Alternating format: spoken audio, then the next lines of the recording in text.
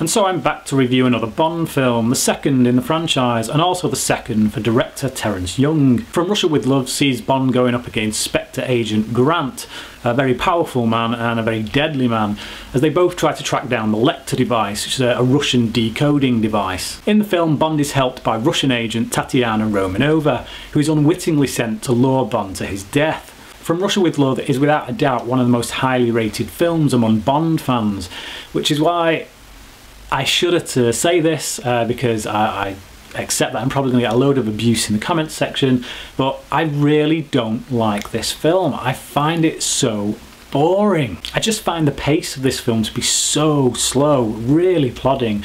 There's a few action beats in it, but they all take place right at the end of the film.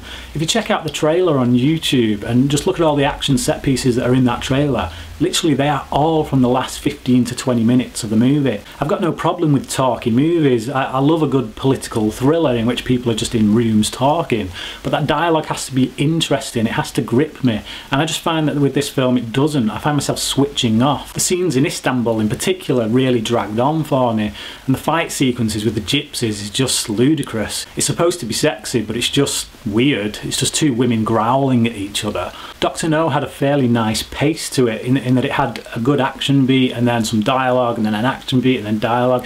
I just found the structure of that film to be much more pleasing than this one. This is the first Bond film where we get a proper title sequence. We did have one in Dr. No in the first film, but this one's really fleshed out. You can see that some work's gone into it. However, it is just essentially 2.5 minutes of a belly dancer prancing around, which does kind of link into one scene in the film, but not really to the overall theme of the film. I will say that I do like Daniela Bianchi as Tatiana. I think she's a very beautiful woman, very classically beautiful in the sense of the 1930s kind of Hollywood stars. Bianca's real voice is not used in the film either. She was dubbed, as was often the case in these earlier Bond films.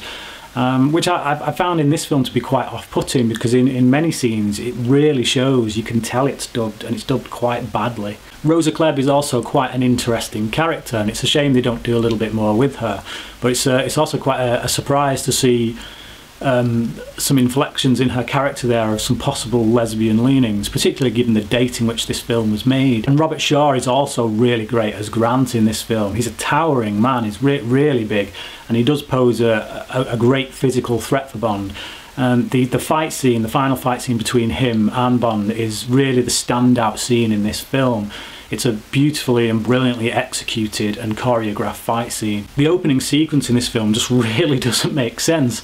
It's a staged training sequence for Grant, but he's following Bond as he's trying to assassinate him. We believe it to be Bond anyway, until it's revealed towards the end of the scene when his mask is ripped off that it's actually just a guy they've made to look like Bond. Why would they do that if this is a training sequence?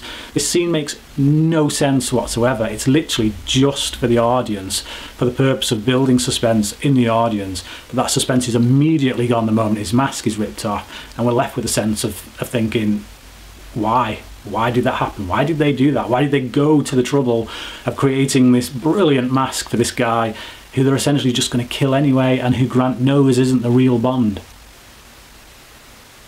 Connery's performance in this film is also another real standout. He's really settled into the role, he's comfortable with it now, but not to the point of his later films when he just really didn't want to be doing it anymore.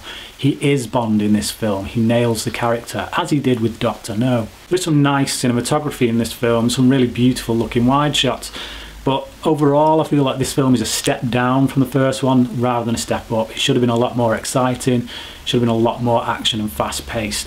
So for me, this film gets a 5 out of 10. So that's From Russia with Love. I'm going to try and get round to do Goldfinger sometime soon, so look out for that, and comment below and let me know what you think of this review, whether you agree or disagree with me. And until next time, thanks for watching.